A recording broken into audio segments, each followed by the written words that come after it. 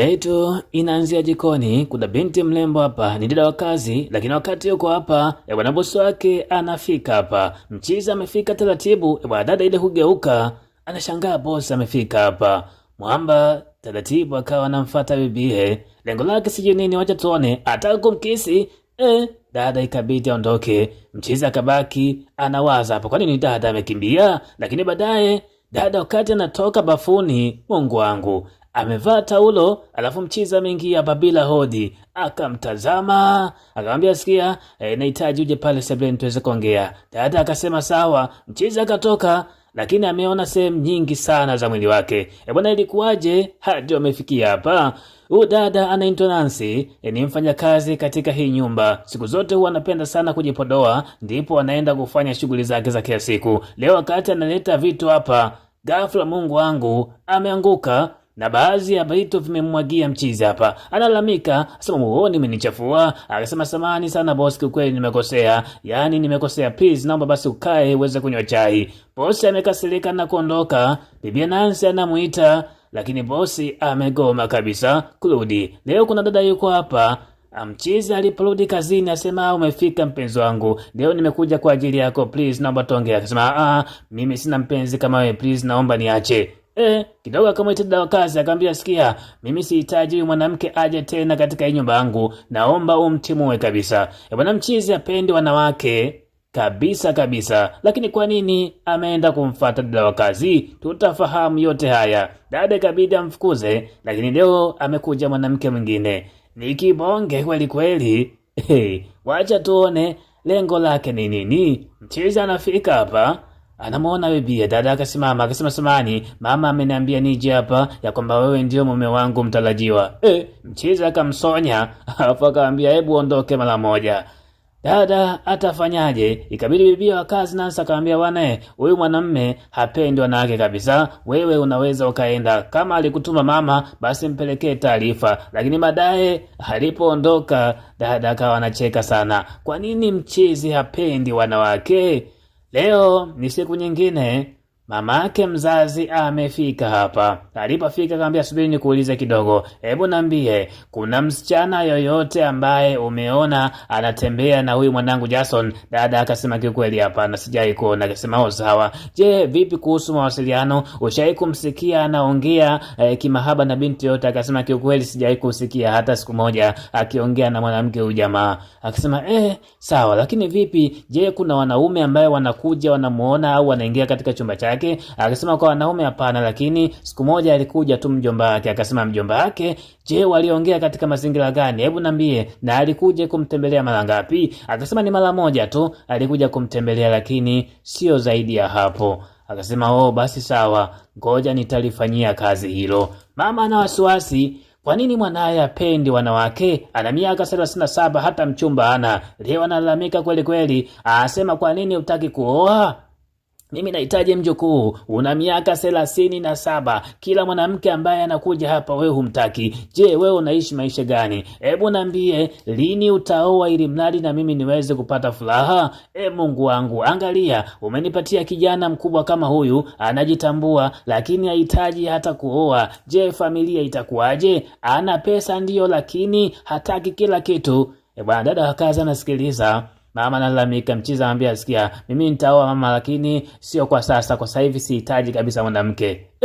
Mama akachoka. Ikabidi aite viongozi wa imani hapa waweze kufanya maombi katika nyumba hii, ili mradi kama kuna maagano ya kishetani basi mwanae aweze kupona. Miaka 37 hana mke, ipoje? Ndio siku ile ambayo Mwamba akaja kuingia kimakosa katika chumba cha dada wa kazi hapa, akamkuta amevaa taulo kama hivyo. Akaambia na kuhitaji uje sebuleni tuweze kuongea. Alipotoka dada akawa nawaza sana. Akafika hapa sebuleni, akaambia samani, hebu keti hapo chini tuongee kidogo, menelewa. Lakini vazi la bibie lilikuwa linamfanya Mwamba mtazame sana. Dada anashangaa, huyu jamaa anatazama nini? Kabida muuliza uko sawa? Akasema niko sawa, lakini nimekwambia kaa chini hapo tuweze kuongea kidogo, kwa sababu kuna vitu nahitaji nikuelekeze. Hebu niambie, je kuna kitu ambacho umeongeana na mama? Akasema hapana mama, sijaongeana naye kitu chochote. Je kwani kuna shida?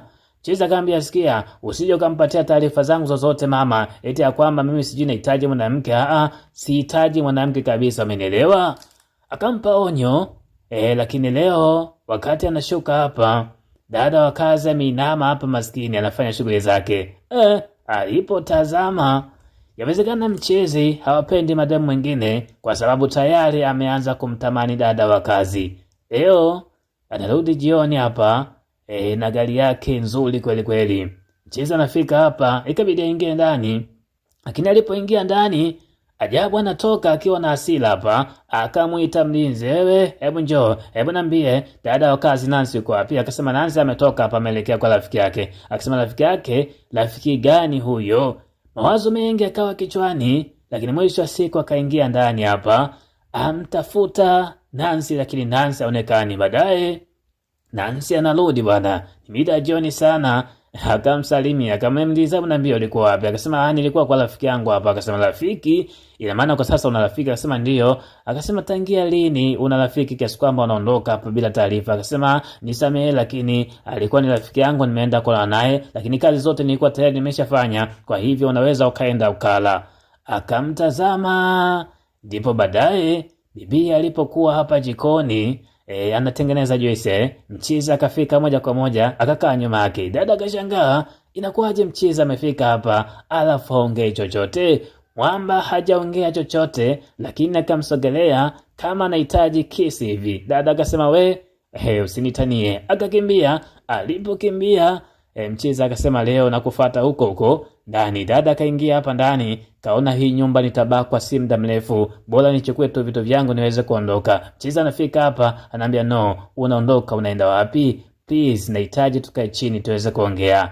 Dada akakubali bwana. Alipokaa chini, Mchizi akamwambia sikia, mimi ninakupenda na kuanzia mara ya kwanza nilikuwa nakuona tu, kwa hivyo moyo wangu umekuridhia. Dada akasema sawa, lakini nina maswali mengi juu yako. Akasema niulize. Maswali gani ambayo unataka kuniuliza? Kwa sababu mimi nimeona wewe ndio mwanamke pekee sana. Akasema sikuwahi kukuona na mwanamke hata siku moja katika maisha yako. Hebu niambie kwanza, kiafya uko timamu?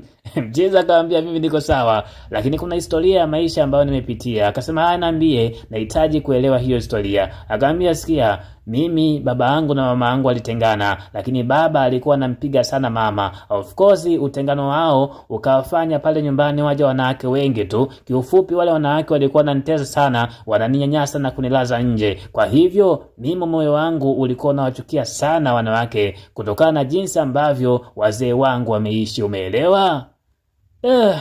Dada ikamuuma hii. Ikabidi abadilike kidogo. Leo Mchizi amelala hapa, dada anaogopa hata kumstua. Ikabidi amwambie amka, kwamba anakuja kuamka ni asubuhi, amemlekea breakfast hapa. Asema nimekuletea hii hapa breakfast please, amka uweze kunywa. Akasema sawa, lakini hebu niambie ombi langu umeifikiria? Dada anasema kiukweli hapana, mimi siwezi nikawa nawe katika mahusiano. Akamuuliza kwa nini? Akasema kwa sababu naona hatuendani kabisa. Wewe ni bosi, mimi ni mfanyakazi. Sasa inawezekana vipi tena tukaingia katika mahusiano hali ya kuwa mimi na wewe hatuendani? Please sana, naomba mimi nikae hapa tu kama mfanyakazi, wewe tafuta mwanamke mwingine ambaye atakuwa ni sahihi zaidi kwako. Mchizi ni asubuhi hapa, bibie amemkatalia.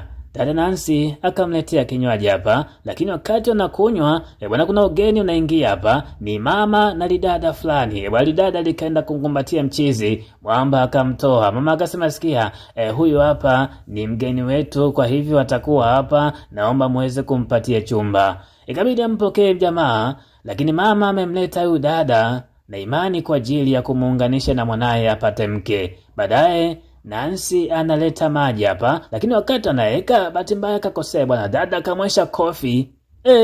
Mchizi akasimama Jason, akamwambia kwa nini umempiga huyu mwanamke wakati amekosea? Ina maana hauna heshima? Mama akasema kwa nini unasimama upande wa dada wa kazi? Dada akauliza ina maana wewe unamheshimu huyu dada wa kazi kuliko mimi? Akasema mimi hapa kwangu kila mtu ninamheshimu, hii nyumba ni yangu, na kama utaleta upumbavu huu kiukweli utaondoka, umenielewa? Dada akachoka. Hakutarajia Mchizi angemthamini sana yule dada wa kazi kuliko yeye. Yaani kisa tu kukosea kumwekea maji akamwesha kofi. Baadaye dada yuko hapa ametulia zake kitandani. Kuna mlango unagonga hapa. ni nani? Amevaa vazi la kutatisha kweli kweli. Bosi anaingia hapa. Alipofika akamwambia, sikia, hivi ni lini utaelewa hisia zangu? Unajua jinsi gani moyo wangu unavyoongea? Mimi ninakupenda wewe. Kwa nini utaki kunipatia jibu la ndio? Dada anasema, kiukweli hapana bosi. Mimi naomba nibaki hapa kama mfanyakazi. Kwa nini nalazimisha vitu ambavyo havipo? Akasema, sikia, ina maana unihitaji? Dada akasema, kiukweli sihitaji kuwa na mahusiano na wewe. Bwana Mchezi kabidi atoke. Dada ameshindwa kutoa jibu la ndio. Wacha tuone. Lakini leo wakati dada wa kazi Nancy anashuka hapa, yule mgeni anafika, anaambia, sikia, yani wewe ndio unasababisha mpenzi wangu mimi asinielewe, si ndio? Haujui kwamba mimi niko hapa kwa ajili ya kutengeneza mahusiano. Sasa sikia, nitakukomesha.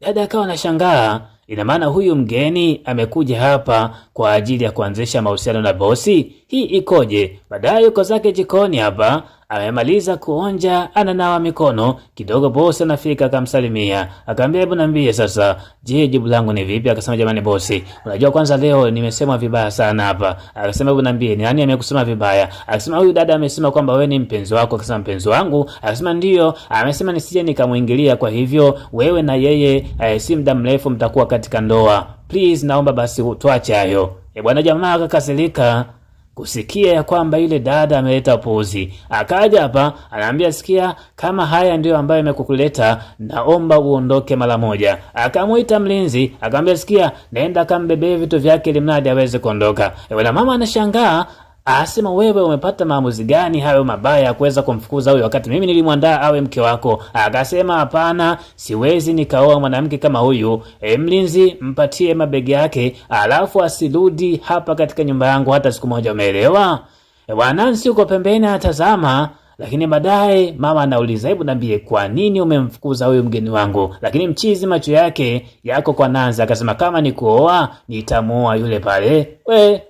Dada Nancy akakimbia. Mama katazama, akasema, kwa hiyo kumbe moyo wa mtoto wangu upo kwa dada wa kazi. Mungu wangu, basi sawa, wacha tuone. Baadaye akamwita dada wa kazi, akamwambia, hebu kaa kwanza chini.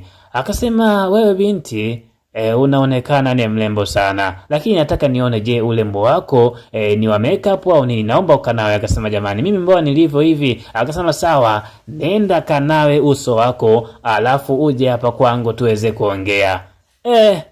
Mama nataka athibitishe ya kwamba ulembo wa Nancy ni wa kupaka au ni ulembo asilia. Dada atafanyaje? Hamna namna, ikabidi aondoke aende akajisafishe makeup iweze kutoka. Baadaye akarudi hapa, akamwambia, haya kaa chini. Akasema, kumbe ni mrembo hata bila makeup. Akasema, mama, hivi ndivyo nilivyo. Akasema, vizuri, unajua mwanangu ametokea kukupenda wewe, na kama mambo yatakuwa sawa, mimi ninachohitaji mwanangu aweze kuoa. Akasema, jamani mama, hayo mambo hayawezekani, mimi nipo hapa tu kwa ajili ya kazi na sio kitu kingine. Akasema, sawa, lakini mwanangu anaonekana amekupenda, kwa hivyo itabidi ukubali uolewe naye. Akasema, mama, hiyo itakuwa ni ngumu sana. Akasema, sawa, acha tuone, lakini mimi ninachohitaji utengeneze furaha ya mtoto wangu, kwa sababu kama ameonesha anakupenda na mimi kila siku nahangaika ili mradi aweze kuoa, unafikiri utamsaidiaje mwanangu?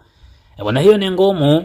Lakini baadaye Mchizi ameingia katika chumba cha bibia wa kazi. Kuna simu inaita hapa. Alipopokea akasikia kuna sauti ya kiume inaongea. Bwana Nancy akaja haraka akapokea, akaambia, samani, nitakupigia baadaye, sasa hivi kuna kazi hapa niko nafanya. Mchizi kamuuma, ikabidi amuulize, na maana kumbe una mpenzi mwingine, si ndio? Akasema, hapana, huyu tu ni rafiki wa kawaida, lakini huwa tunawasiliana sana. Akasema, hapana, sio rafiki wa kawaida huyo, kumbe wewe inavyoonekana ni malaya, si ndio? Basi sawa, endelea na mambo yako. Dada imemuuma sana hii. Asubuhi akaona isiwe kesi, bora niondoke zangu. Anatoka hapa nakutana mama. Mama anaambia, sikia, unaenda wapi wakati mwanangu anakuhitaji? Akasema, mwanao anihitaji mimi. Akasema, no, hebu njoo hapa kwanza uniambie shida ni nini hadi unahitaji kuondoka? Kumbuka mimi tayari nimeshaanza kukuandaa. Wakati maongezi yanaendelea, Mchizi yuko hapa anasikiliza kila kitu. Dada akawa analalamika, mwanao ameniita mimi ni malaya. Sasa kutokana na hali hiyo atawezaje kumuoa mtu malaya? Kikweli mimi siwezi nikaolewa naye. Mwamba akasema, bwana hii ni ngumu. Alipoingia hapa Akasema sikiliza Nancy, nikwambie, napiga goti hapa mbele yako, naomba unisamee. Ni kweli nilikuita jina hilo, lakini mimi ni binadamu, nimekosea. Please sana. Dada atakusikiliza hajasikiliza. Ikabidi kimbia moja kwa moja katika chumba chake hapa. Mwamba kaya kologa, anasubiri jibu la upendo alafu anamtukana mtu. Ni ngumu, lakini leo mama ajabu, ni asubuhi sana, amemletea bibia breakfast. Asema mwanangu, nimekuja kwa ajili yako. Dada akasema jamani madam, akasema we usije ukaniita mimi madam, niite mimi mama, umeelewa? Akasema sawa mama, lakini kwa nini umeandaa haya yote kwa ajili yangu? Mimi ningeamka. Akasema hapana, unajua mimi nakuandaa wewe uwe mke wa mtoto wangu. Kwa hivyo kwa sasa sihitaji ufanye makazi mazito, bali uishi vizuri humu ndani, unenepe, upendeze, umeelewa? Asa mama, lakini mbona hiyo itakuwa ni ngumu? Akasema no, hakuna ugumu mwanangu.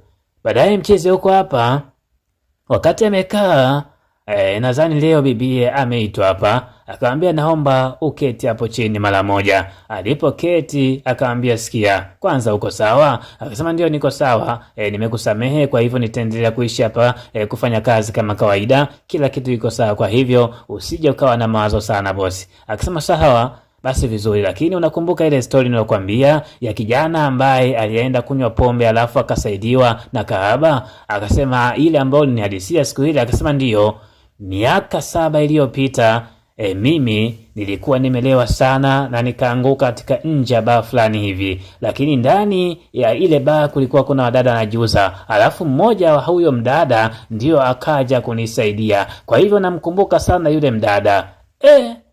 Dada akakumbuka, ina maana kumbe ni wewe aliyemsaidia katika ile baa. Alikuwa ni huyu dada hapa Nancy. Maana yake ni kwamba Nancy miaka 7 ya nyuma alikuwa ni dada poa, alafu mchizi ndio alienda kulewa pale hadi akawa jitambui, alafu akasaidiwa na Nancy.